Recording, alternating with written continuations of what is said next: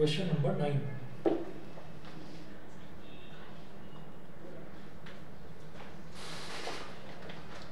यहाँ पर दो सर्कल है,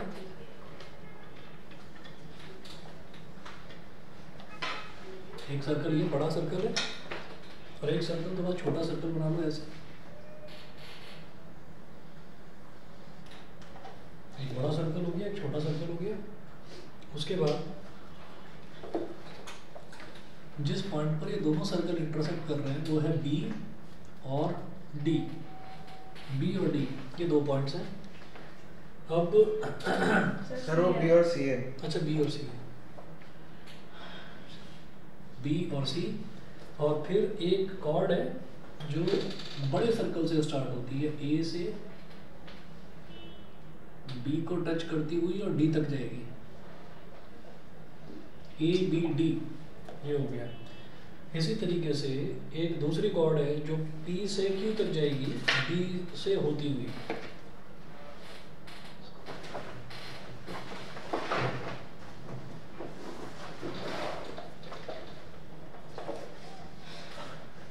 पी बी और क्यू, पी बी और क्यू। फिर क्या है कि ये जो डी है इस ए से और डी से दोनों से आपको सी को ज्वाइन कर देना है।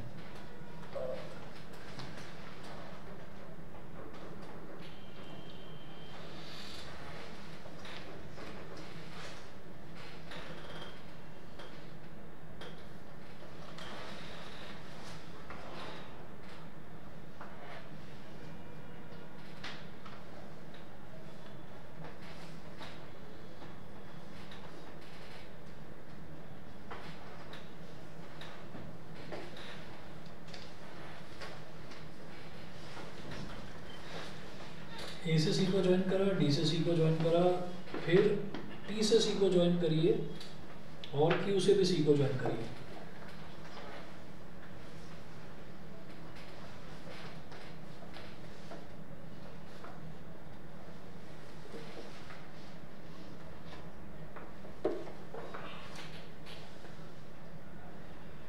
मुझे प्रूव करना है, to prove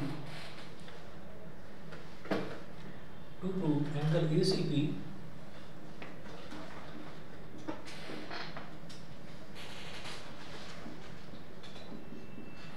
angle ACP is equal to angle QCD। Angle QCD ये दो एंगल इक्वल होंगे, ऐसा हमें प्रूव करना है। तो कैसे करेंगे भाई, देखिएगा कि ACP किस तरह से प्रूव करूं। कोई तरीका हो तो सोचो भाई।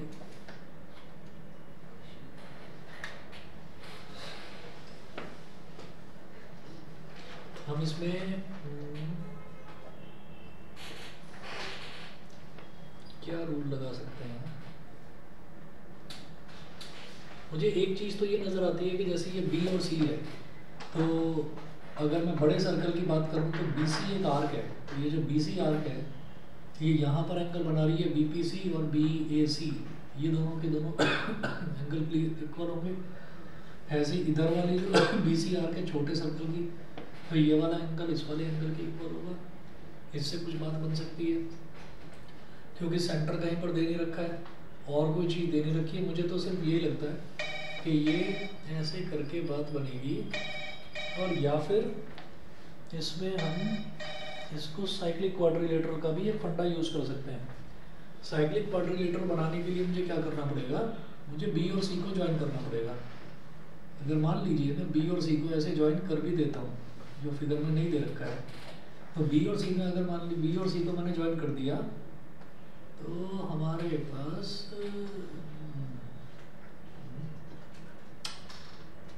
फिर क्या करेंगे, A और P को और D और Q को भी ज्वाइन करना पड़ेगा, है ना। और वो लंबा हो जाएगा। और कोई तरीका सोचते हैं।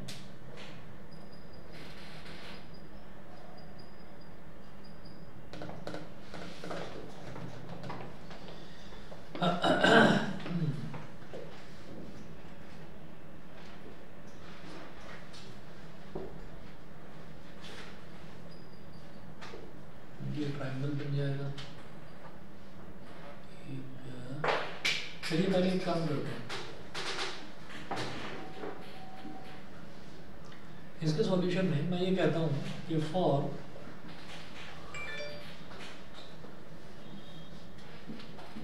लार्जर सर्कल, अगर मैं बड़े वाले सर्कल की, लार्जर सर्कल की बात करूं, तो यहाँ पर ये BC जो आर्क है, तो B पॉइंट से एक लाइन जाती है P तक, और C पॉइंट से भी एक लाइन जाती है P तक। तो ये वाला एंगल सिमिलरली B पॉइंट से होते हुए एक लाइन जाती है A तक, C पॉइंट से होते हुए एक लाइन जाती है A तक। तो ये एंगल और ये एंगल इक्वल हो जाएंगे, इसको x बोल दो, इसको x बोल दो। For larger circle angle BPC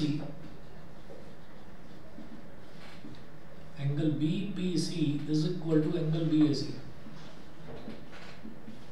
angle BPC is equal to angle BAC। यहाँ रीजन में लिखिएगा angles in the same segment of a circle, angles in the same segment of a circle. ठीक है, एंगल्स जो होते हैं सेम सेगमेंट में, circle के सेम सेगमेंट में जो एंगल्स होते हैं वो इक्वल होते हैं। तो हमने वो पूरा लिखने की जरूरत नहीं है आर इक्वल, हम बस इतना लिख देंगे angles in the same segment of a circle, बस इतना मेंशन कर दिया। उसको हमने x के बराबर मान दिया, ये वाला भी x है, ये वाला भी x है। अब छोटे वाले सर्कल की अगर बात करें, अच्छा इसको इज इक्वल टू x बोल दिया, ब्रैकेट में लिखिएगा से, और ये हो गई हमारी इक्वेशन नंबर 1। फिर लिखें फॉर स्मॉलर सर्कल,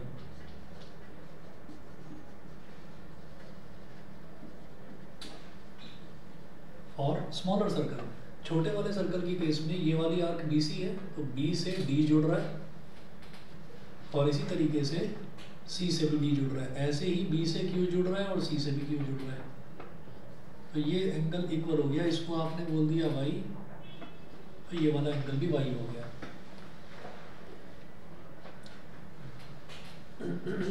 ठीक है, अच्छा अब हम कहेंगे एंगल BDC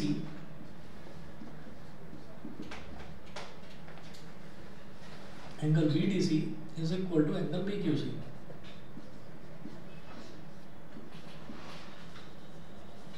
यहाँ पर भी रीजन में वो लिखना angles in the same segment,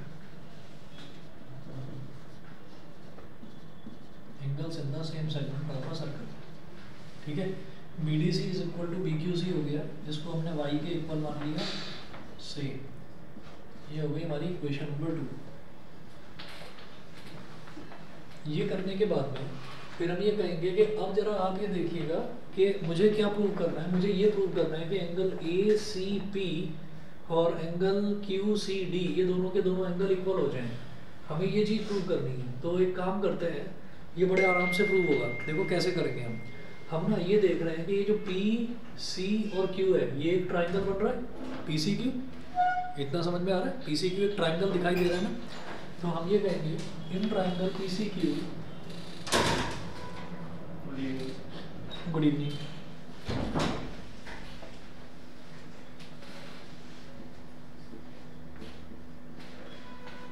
in triangle PCQ, जब हम PCQ ट्राइंगल की बात कर रहे हैं तो इसमें ना मेरे को एंगल से प्रॉपर्टी लगानी होगी।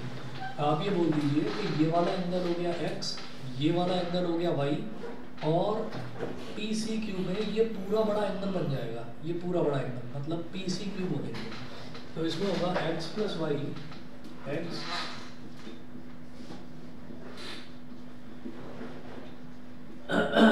Plus y plus angle PCQ is equal to 180 degree. ठीक है, यहाँ रीजन में लिखिएगा angle sum property, angle sum property, angle sum property. तो यहाँ से आप क्या करें, PCQ की वैल्यू निकालते हैं। Angle PCQ is equal to 180 degree minus x minus y, इसको बोल दीजिए इक्वेशन नंबर 3। इक्वेशन नंबर 1 और 2 तो ले ही चुके हैं। तो इसमें DQ और AP को अगर ज्वाइन कर देंगे तो सुनो, आप DQ और AP को ज्वाइन कर रहे हो, DQ को आपने ज्वाइन कर दिया और AP को ज्वाइन कर दिया, तो आप उससे क्या होगा, साइक्लिक क्वाड्रिलेटर बनेगा। सर नहीं, फिर उसमें DBQ और फिर वो QCD इक्वल हो जाएंगे angles in the same segment. ठीक है, रुक जाओ अभी। अभी मैं देखता हूँ आप क्या कह रहे हो, चाहे तो उसको सॉल्व करके दिखाना। ये वाला देखो जरा, एंगल पी सी क्यू हो गया 180 माइनस एक्स माइनस वाई, यहाँ तक समझ गए? ठीक है। अब इसी तरीके से मैंने ये देखा कि ये पी सी क्यू वाला बन गया। अब ऐसे ही आप ये देखो कि ये जो डी सी ए है ये भी तो एक ट्राइंगल है, डी सी ए ये भी तो एक ट्राइंगल है। तो लिखें in triangle D C A, in triangle D C A. जब डी सी ए ट्राइंगल की बात करेंगे तो उसमें भी क्या हो जाएगा, ये वाला एंगल एक्स है, ये वाला एंगल वाई है, और ये वाला एंगल बनेगा डी सी ए, मतलब ये पूरा एंगल बन जाएगा। तो x plus y, x plus y plus angle D C A is equal to 180 degree.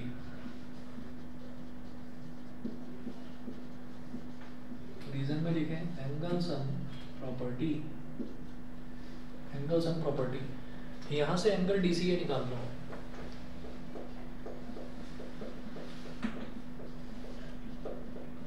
Angle D C A 180 degree minus x minus y, ये हो गया इक्वेशन नंबर 4। अब आप ये देखिएगा कि क्या मैं इक्वेशन 3 और 4 को कंपेयर कर सकता हूँ, एक दूसरे के इक्वल रख सकता हूँ? रखा जा सकता है। क्यों रखा जा सकता है? क्योंकि दोनों की value 180 minus x minus y के इक्वल है। ठीक है, तो तो हम ये कहेंगे comparing 3 and 4,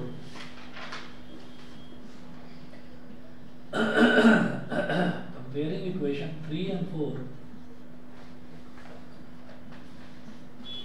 angle P C Q is equal to angle D C A. ये हो गया एंगल पी सी क्यू और angle D C A equal आ गया। पी सी क्यू कौन सा एंगल है? पी सी क्यू, ये पूरा बड़ा, और डी सी ए वो कौन सा एंगल है? इधर वाला डी सी ए। तो angle P C Q is equal to angle D C A. फिर आप लिखें कि सब्ट्रैक्टिंग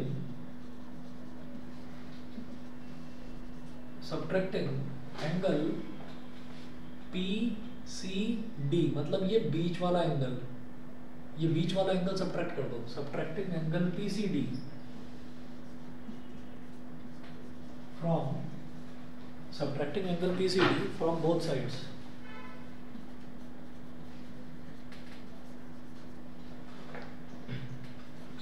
तो angle PCQ minus angle PCD is equal to angle DCA minus angle PCD। तो दोनों तरफ से आपको PCD सब्ट्रैक्ट कर देना है। तो देखिएगा अब समझना जरा, ये क्या है? PCQ, PCQ ये पूरा बड़ा एंगल, इसमें से ये वाला एंगल सब्ट्रैक्ट कर दिया, तो यहाँ से यहाँ तक वाले में से ये बीच वाला एंगल सब्ट्रैक्ट कर दिया, तो केवल ये वाला बचेगा, इतना वाला। तो ये एंगल क्या है? QCD। तो PCQ माइनस PCD क्या हो जाएगा? Angle QCD। एंगल QCD ये हो गया। ठीक है, इसी तरीके से राइट में देखो DCA में से भी PCD सब्ट्रैक्ट करना है। तो DCA कौन सा है? DCA। तो DCA ये पूरा बड़ा एंगल है, इसमें से ये एंगल सब्ट्रैक्ट कर रहा हूँ, तो केवल इधर वाला एंगल बच जाएगा, इतना वाला। तो ये क्या है? PCA या ACP is equal to angle ACP। ये हो गया प्रूफ। बताइए समझ गए? ठीक है, तो और कुछ भी करोगे कि साइक्लिक क्वाड्रिलेटरल बनाओगे, लंबा हो जाएगा। सर जैसे मैं कह रहा था, जैसे DQ और AP को ज्वाइन कर दिया, फिर DB। अच्छा मैं क्या कह रहा हूँ वो सुनो, इस क्वेश्चन को जो तुम बता रहे हो उसी स्टाइल से एक बार सॉल्व करके देखना, हो सकता है हो जाए। और अभी नहीं कह रहा हूँ, अभी नहीं कह रहा हूँ, इसको कर लेना, घर पर कर लेना और दिखा देना। ठीक है, अच्छा इसके अलावा बताइए भाई और कहीं पर कोई डाउट है ना? वो डाउट तो खैर तभी आएगा जब आप प्रैक्टिस करेंगे, करा ही नहीं होगा कुछ, है ना? हाँ बात तो होगी। अच्छा अभी धीरे धीरे ना तुमने यहाँ बैठना शुरू करा था, अब यहाँ से फिर वहाँ पर, धीरे धीरे फिर वहाँ पर। सर नहीं ऐसे नहीं करूँगा। अच्छा मैंने क्वेश्चंस करवाए कितने थे? क्वेश्चन नंबर 3 तक करवा दिया था शायद, 6 तक करवा दिया था क्या? अरे वाह, ये ध्यान ही नहीं आ रहा। चलो क्वेश्चन नंबर 7 देख लेते हैं। मैंने करवा दिए थे, मतलब 6 तक कंफर्म बता दो। Yes sir. अच्छा ठीक है भाई, उसने बता दिया, मतलब पक्का, ये रेगुलर आता है। क्वेश्चन नंबर 7 देखिए। ये आ रहे हो, मेरी आवाज़ आ रही है? Yes sir. भैया तबीयत ठीक है? हाथ में चोट लग गई थी, अब ठीक है? यस सर, कल जाऊंगा। चलो ठीक है। चलिए देखिएगा अगला क्वेश्चन देखिएगा, क्वेश्चन नंबर 7। आप लोग प्रिपेयर रहिएगा, सर्कल वाला चैप्टर कंप्लीट होने वाला है। आपका अगला टेस्ट जो है वो 28 या 29 को लूँगा और सर्कल का ही लूँगा, तो ध्यान रखना। ठीक है, तैयारी करनी शुरू करो। ये एक ना बस इतना समझ लीजिए कि ये एक बेस है, और कई बच्चों के दिमाग में ये आता है कि नहीं अभी मैं ना अपने दिमाग को जरा संभाल के रख रहा हूँ, मैं 10th के लिए संभाल के रख रहा हूँ अपने दिमाग को, तब इस्तेमाल करूँगा इसका अच्छे से। तो साइकोलॉजिकल इफेक्ट आता है बहुत अच्छा अगर 9th में नंबर अच्छे आ जाते हैं। सर तो फिर ऐसा है क्योंकि लोग जैसे क्लास 10 के लिए करते हैं, भी मैंने तो नोटिस किया है क्लास सर वो लीड कर तो बोलते हैं पहले में देख लेना कि वो बेवकूफ़ होते हैं। नीचे वाला है सर ऐसा होता है पर गलत होता है, वो सब बेकार है वो बच्चे। उनमें से कोई भी बच्चा बता दो जिसने टॉप करा हो। सर अभी तक तो लोग जैसे तुमने कहा एंटर DBQ हाँ है ना, और दूसरा क्या बोल रहे हो एंटर QCP नहीं QCD। हाँ, तुम्हारा D और P जैसा लग रहा है। और फिर PBA ठीक है। हाँ और और नीचे BCD। वाला यस, फिर वो अपोजिट अरे है रुको तो सही, DBQ और PBA। DBQ, ये DBQ और PBA PBA अपोजिट एंगल से वर्टिकली अपोजिट एंगल। ये वाली स्ट्रेट लाइन है, ये तो बहुत बढ़िया मेथड है, वही तो क्या करता ये बहुत शॉर्टकट मेथड है। 4 लाइनों में खत्म हो गया पूरा क्वेश्चन। सही है, इसका मतलब पढ़ो। दिमाग तो है तुम्हारे अंदर, यूज ही नहीं करते बस। बेसिकली तारीफ। क्वेश्चन नंबर 7 देखिएगा। If diagonals of a cyclic quadrilateral are diameters of the circle through the vertices of the quadrilateral, prove that it is a rectangle। आपको प्रूव करना है। If diagonals of a cyclic quadrilateral,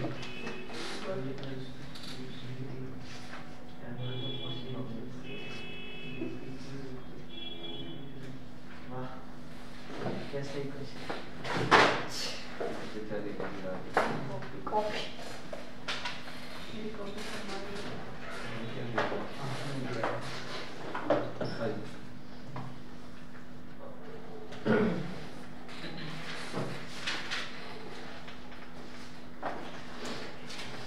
ये 2 diagonals हमने बना लिए।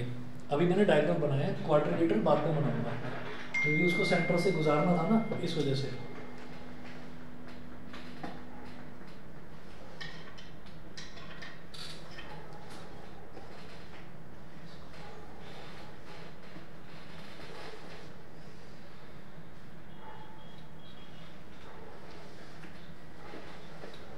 ठीक है, तो ये है, इसको बोल दीजिए ABCD। यहाँ लिखिएगा late ABCD let ABCD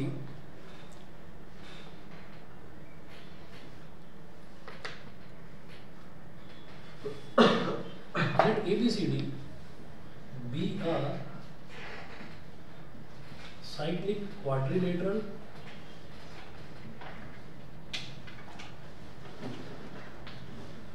let ABCD be a cyclic quadrilateral as shown, or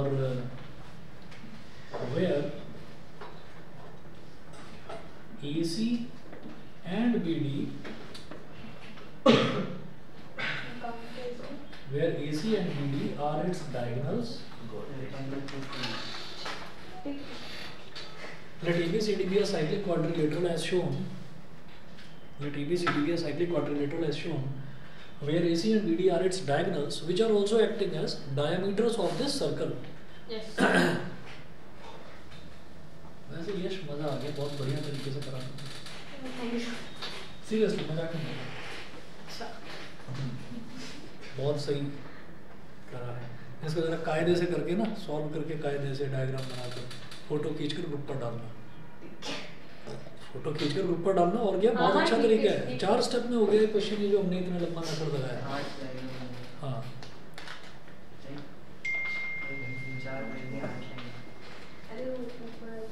ठीक, अब जरा देखिएगा कि where AC and BD are its diagonals which are also acting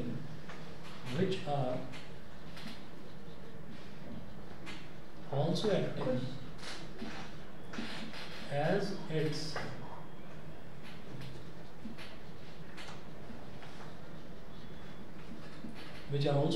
its diameters, वो इसके diameters की तरह भी act कर रहे हैं। अच्छा, अब हमको क्या प्रूव करना है? उन्होंने बोला if diagonals of a cyclic quadrilateral are diameters of the circle through the vertices of the quadrilateral, prove that it is a rectangle। बता दो भाई कैसे हो सकता है rectangle proof? सर वो जो सेगमेंट वाला था उससे पहले हम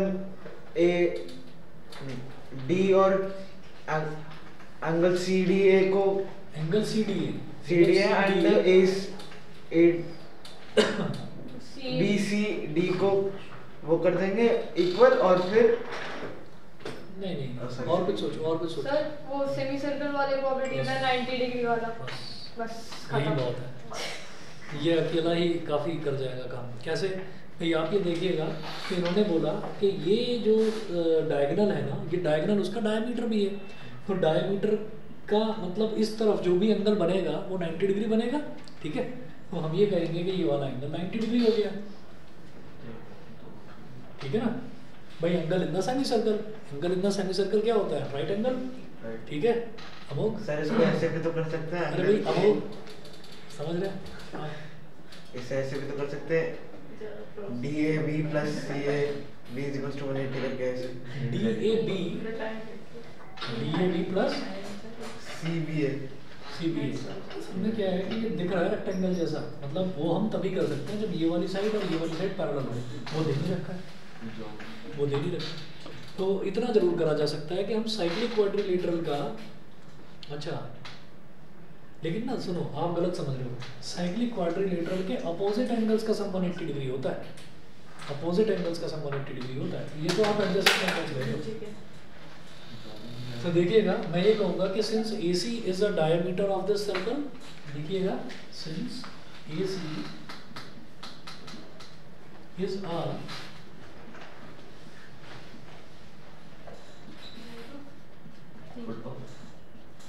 since AC, capital AC is a diameter of this circle,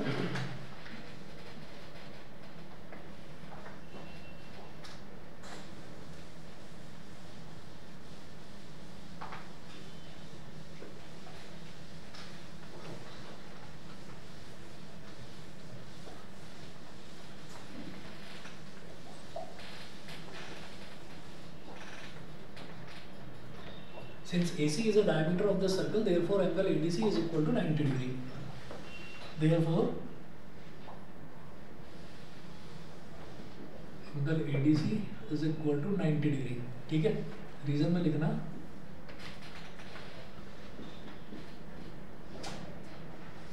angle in the semi circle, reason में लिखिएगा angle in the semi circle. तो ये हमारा 90 डिग्री हो गया, since AC is the diameter of the circle, तो ये वाला एंगल 90 डिग्री हो गया, ठीक। उसके बाद हम ये कहेंगे कि angle ADC plus angle ABC, ये वाला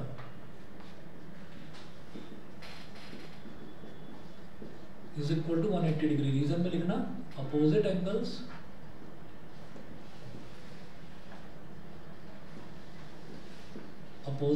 of a cyclic quadrilateral।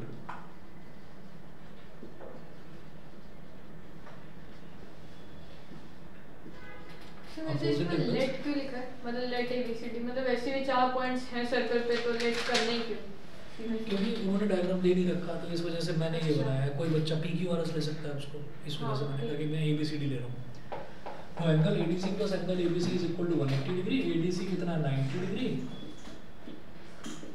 Plus angle ABC is equal to 180 degree. तो angle ABC is equal to 180 degree minus 90 degree. तो एंगल ABC की वैल्यू इस तरह से कितनी हो गई? 90 डिग्री। एंगल ABC की वैल्यू आ गई 90 डिग्री, ठीक है। हमारे पास दो एंगल 90 डिग्री के आ गए, बाकी के दो और आ जाएं। हम ये कहेंगे since BD is also a diameter, sorry since BD is also a diameter, since BD is also a diameter of this circle,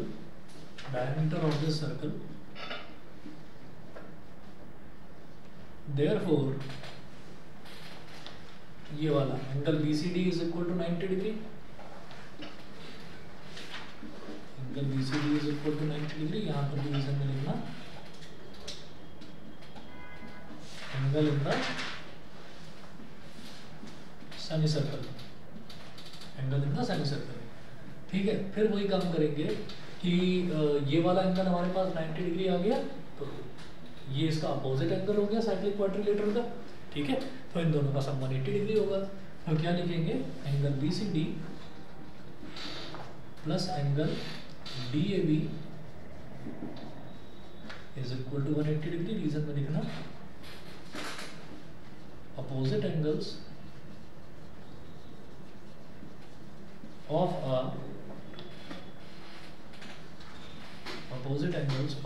cyclic quadrilateral।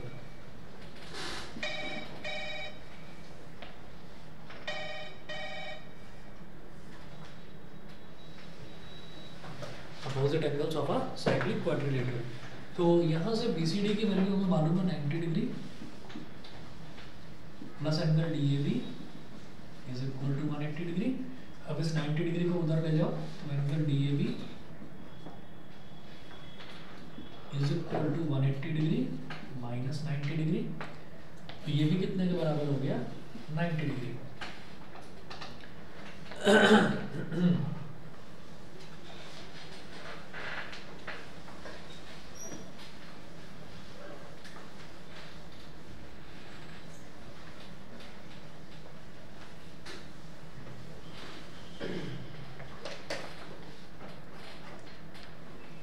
यहाँ लिखेंगे since all the angles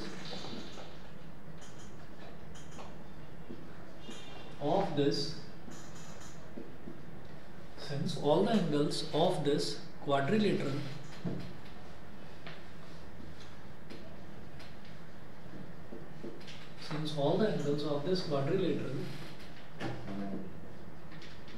are of 90 degree, so it is a rectangle.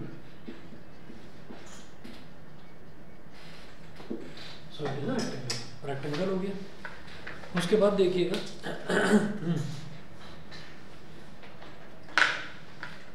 ये rectangle हो गया।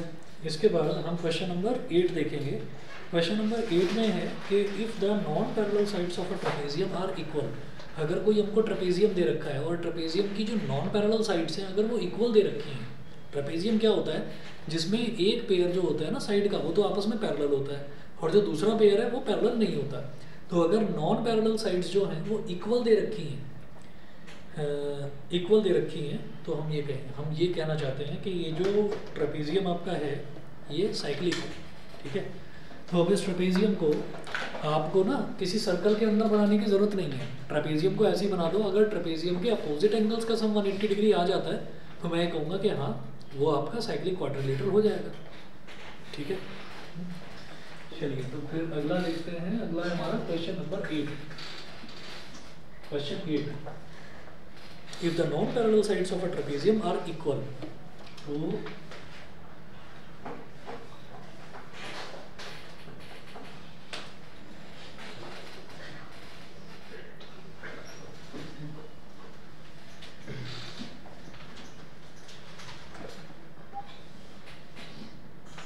Mention कीजिएगा late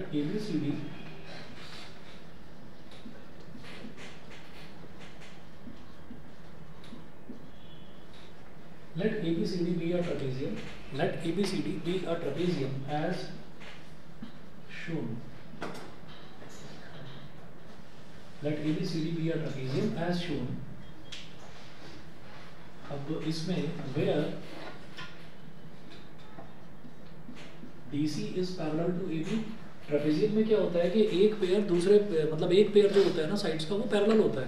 तो ये जो DC वाली साइड है और ये जो AB वाली साइड है ये तो पैरेलल हो गई। तो DC is parallel to AB, पहली चीज। उसके अलावा where DC is parallel to AB and AD is equal to BC and AD, ये वाली जो साइड है AD और ये वाली जो साइड है BC, ये दोनों की दोनों इक्वल होंगी and AD is equal to BC। ठीक है, तो ये हमने उस ट्रेपेजियम को मान लिया। अब क्या करेंगे? सर निकालना क्या करना है इसमें प्रूव?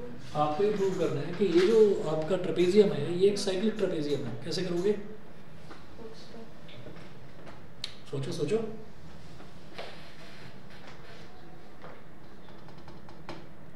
चलिए कंस्ट्रक्शन करिए।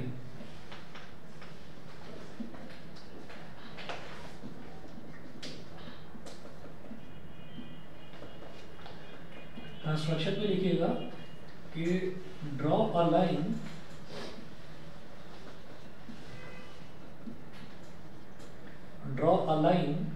ABCD, draw a line CE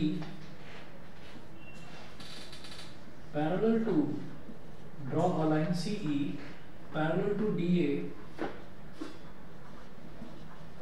as shown।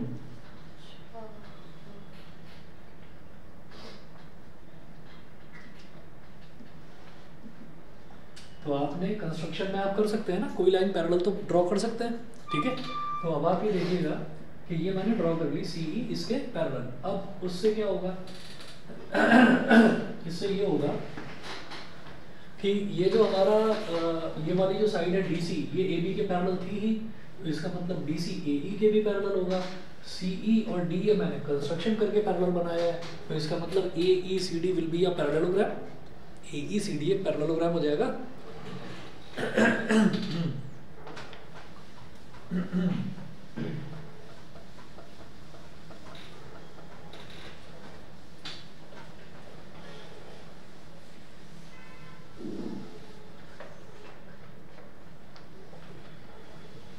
तो हम ये कहेंगे कि since DC is parallel to AB, so DC is parallel to AE and CE is parallel to DA by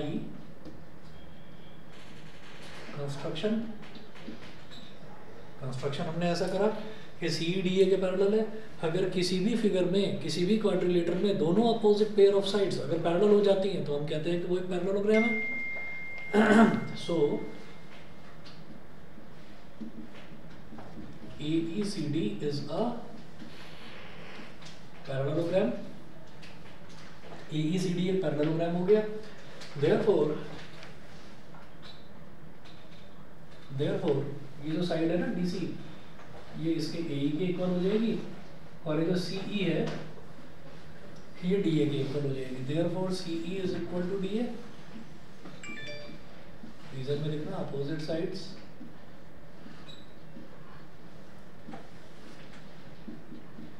of a parallelogram की opposite sides equal होती हैं।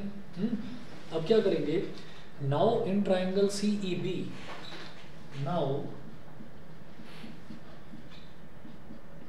Triangle CEB, अगर मैं ट्राइंगल CEB की बात करूं तो CE is equal to CB। भाई देखिए ये जो CB है ये DA के इक्वल दे रखा था, CE जो है वो DA के इक्वल है, तो CE CB के इक्वल होगा। फिगर से समझ में आ रहा है। तो CE is equal to CB। It implies that CE के अपोजिट वाला जो एंगल है ये वाला एंगल CBE और CB के अपोजिट वाला एंगल जो ये है CEB, ये दोनों एंगल्स भी इक्वल होंगे। तो आप ये लिखेंगे कि angle CBE is equal to angle CEB। Angle CBE और एंगल CEB दोनों के दोनों इक्वल हो गए, इज इक्वल टू X से, ऐसा आपने मान लिया। और रीजन में क्या लिखेंगे कि angles opposite to equal sides of a triangle, angles opposite to equal sides of a triangle. तो ये इक्वल हो गया। तो बेटा इसको मैंने बोल दिया x और इसको मैंने बोल दिया x। यहाँ तक क्लियर? ठीक है। तो अब मैं ये कहूँगा कि एंगल CEB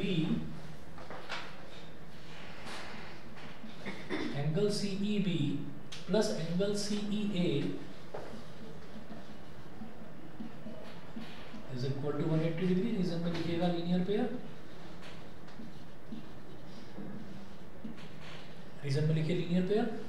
CEB कितना है x प्लस CEA कितना है, सॉरी मैंने गलत लिखा, CEB तो x है, हाँ ठीक है, और CEA मुझे मालूम नहीं है कितना है। तो angle CEA is equal to 180 degree. तो एंगल CEA कितना हो जाएगा, 180 डिग्री माइनस x। ठीक है, इसको बोल दीजिए अब आप इक्वेशन नंबर 1। तो ये वाला जो एंगल है ये हमारे पास आ गया कितना, 180 माइनस एक्स, 180 माइनस एक्स। ठीक है। अब ये जानते हैं, हमने ये प्रूव कर दिया था कि AECD एक पैरेललोग्राम है, तो पैरेललोग्राम के अपोजिट एंगल्स इक्वल होते हैं। ठीक है। तो अगर ये 180 माइनस एक्स है तो बेटा ये वाला भी 180 माइनस एक्स। ठीक। तो अब आप नोट करेंगे since AECD is a parallelogram, या इतना मत लिखो, बस ये लिखो कि angle ADC is equal to angle CEA। ये लिखिए एंगल ADC, एंगल ADC ये वाला angle is equal to CEA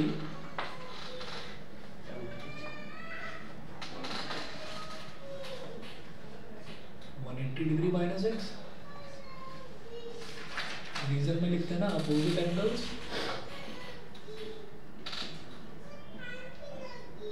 opposite angles of a parallelogram. ठीक है। तो ये भी 180 माइनस एक्स हो गया। ठीक है।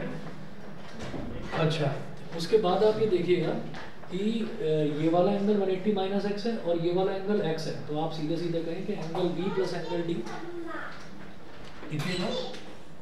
Therefore, in trapezium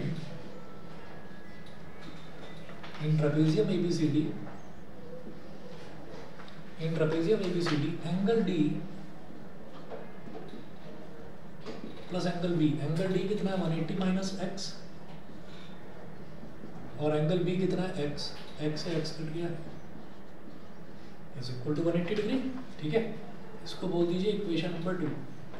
हाँ, एंगल D और एंगल B का सम। हाँ सर इसमें जैसे वो है CB और CB है, हाँ, तो ECB हो जाएगा 180 माइनस 2x। हाँ हाँ, तो फिर ECD हो गया x, ये हो गया 180 माइनस 2x। हाँ हाँ, अब और वो ECD हो जाएगा x। क्यों? Sir like one adjacent angle वाली वो ले लेंगे ना, 180 माइनस x प्लस वो एक स्ट्रेट लाइन होती है तभी तो लेते हैं ना उसको, स्ट्रेट लाइन थोड़ी है ये, तो ऐसे मुड़ रही है ना लाइन।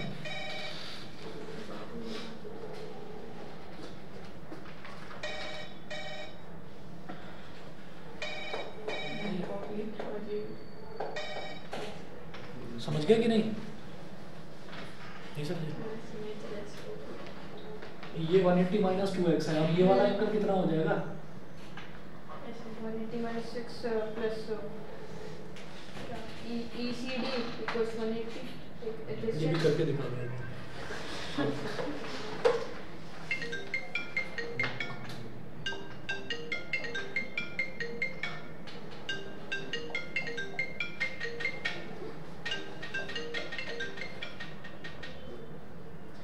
देखिए, तो angle D plus angle B is equal to 180 degree आ गया। हम ये कहेंगे कि angle A plus angle B plus angle C plus angle D is equal to 360 degree. यहाँ लिखना एंगल सम प्रॉपर्टी। ये क्वाड्रिलेटरल की एंगल सम प्रॉपर्टी हो गई।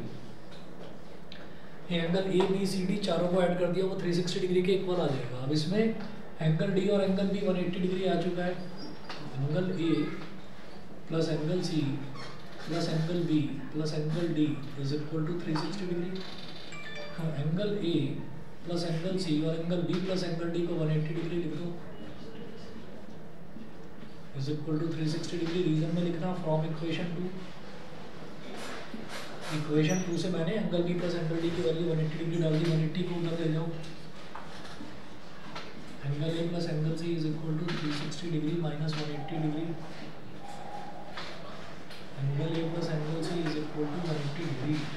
ठीक है, फ्रॉम अब इसको बोल दीजिए इक्वेशन नंबर 3।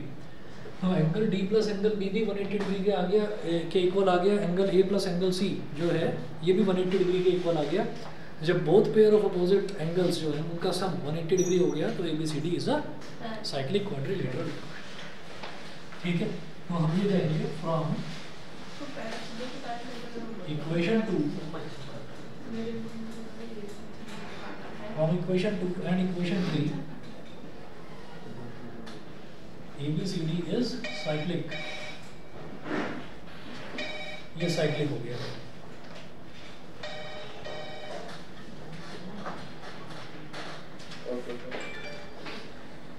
चलिए जी, उसके बाद क्वेश्चन नंबर 9 हमने अभी देख ही लिया था। उसके बाद जैसे है if circles are drawn taking two sides of a triangle has diameters, prove that the point of intersection of these circles lie on the third side। करेंगे क्या ये 10, 11, 12 छोड़ दूँ? हाँ, इन 3 क्वेश्चंस को देखिए और इसके अलावा क्या चीज़, इन 3 क्वेश्चंस को देखिएगा और इसके अलावा इस चैप्टर को रिवाइज करिए और मेरे से ना ये पूछ लेना नेक्स्ट क्लास में कि इस चैप्टर में और कहाँ पर डाउट आ रहा है। ठीक है, आज 23 तारीख है, मैं आपको बता दूँ तो 28 को या फिर 29 को आपका इसका में टेस्ट होगा। ठीक है, तो प्रिपेयर रहिएगा आप सर्कल के लिए। अभी जितनी जल्दी इसको कर लेंगे ना तो सर्कल अगर कॉन्फिडेंस आ गया सर्कल में तो आप समझ लेना कि काफ़ी मतलब बड़ा चैप्टर आपने निपटा लिया। हाँ, खतरनाक है, कोई बात नहीं, कह तो रहा हूँ प्रिपेयर करो एक बार।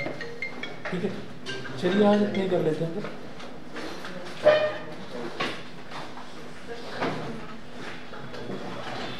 नहीं हुआ ना उस तरीके से।